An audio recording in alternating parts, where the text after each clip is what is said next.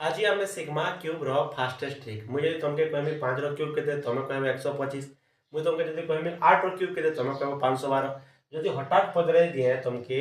मन कर 34 क्यूब के पार जदि नहीं ताले देख तो कणा कहनी मुई 34 आमके क्यूब बाहर करवार अच्छे तो लिखिदेमा एंता क्यूब बाहर करवार लगी तो क्या करमा देख 4 क्यूब पहला लिखिदेमा 64 तो 3टा डिजिट लिखमा जेहेतु क्यूब बाहर कर 4 4 16 4 64 लिखिदेमा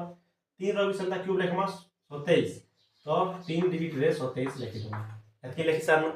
तापर 2 नंबर स्टेप क्या करमा देखो एटा के हमें इंटू कर देमा 3 4 12 3 36 हे जिबा हैला